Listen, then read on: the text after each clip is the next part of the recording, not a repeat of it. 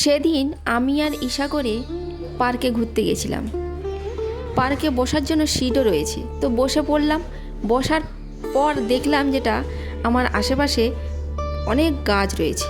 সেই গাছের মধ্যে আমার এই দুটো গাছ খুবই ভালো লেগেছে, তাই জন্য ওই গাছ থেকে দুটো ডালই আমি ভেঙে নিয়েছি।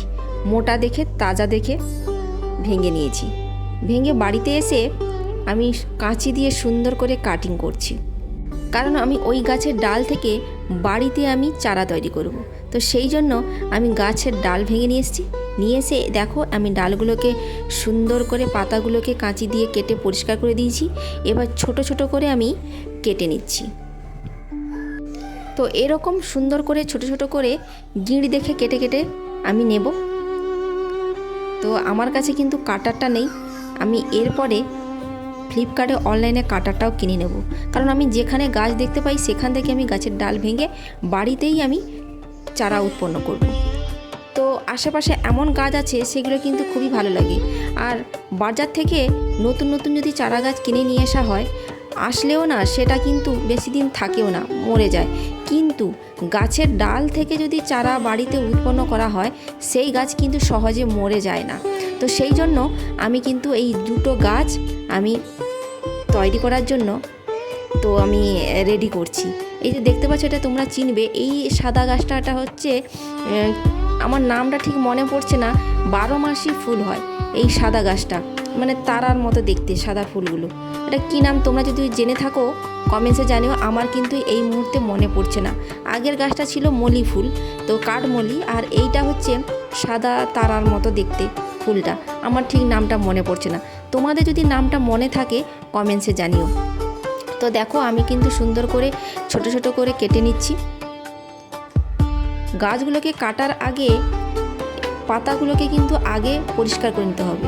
এই পাতাগুলো তো এমনিতেই ঝরে যাবে, সেই জন্য ওই পাতাগুলোকে কাঁচি দিয়ে সুন্দর করে কেটে ফেলে দেওয়া উচিত। কারণ ওই গাছ যখন লাগানো হবে পাতাগুলো শুকিয়ে আবার মানে নষ্ট হবে। তো সেই জন্য এই পাতাগুলো কিন্তু আবার গাছের টবের মধ্যে দিয়ে মাটি দিলে জৈব সার উৎপন্ন হবে। তো সেই জন্য আমি পাতাগুলোকে রেখে দিয়েছি। পরে যখন আমি টবে লাগাবো তখন কিন্তু এই পাতাগুলো দিয়ে মাটি দিয়ে তবে আমি গাছগুলোকে লাগাবো। এখন কিন্তু আমি গাছটাকে তৈরি করার জন্য মেরে প্রস্তুত করে নিচ্ছি। তো আমার গাছগুলো কাটিং হয়ে গেছে প্রায়। কাটারটা থাকলে কিন্তু সঙ্গে সঙ্গে হয়ে যেত, ছুরি কাঁচি দিয়ে আমি যদিও কাটছি। এরপরে আমি গাছের গোড়াগুলোকে আমি চেঁচে দেব। দেখতে পাচ্ছ এরকম করে সুন্দর করে আমি চেঁচে দিচ্ছি। প্রত্যেকটা আমার চাঁচা হয়ে গেছে। আর এই যে খোসাগুলো এতগুলো বেরিয়েছে, আর এতগুলো ডাল আমি লাগাবো। দেখা যাক চারা উৎপন্ন হয় কি না। চারা উৎপন্ন হলে আমি তোমাদের সঙ্গে ভিডিও বানিয়ে শেয়ার করব। আর এই যে আমার বাড়িতে ছিল জলের বোতলটাকে আমি কেটে নিয়েছি, আর ছিল অ্যালোভেরা। তো অ্যালোভেরাটাকে আমি চাঁচা গোড়াটাকে আমি ডুবিয়ে এই জলের বোতলের মধ্যে, কাটিং করা জলের বোতলের মধ্যে রেখে দিয়ে আমি জল দিয়ে দেবো। জল দিয়ে আমি এক জায়গায় করে ছায়াযুক্ত জায়গায় করে রেখে দেবো। দেখা যাক 15-20 দিন পরে চারা উৎপন্ন হয় কিনা। আর তোমাদের যদি ভিডিওটা ভালো লাগে তাহলে একটা কমেন্টস করো। আজকের মতো টাটা, বাই বাই।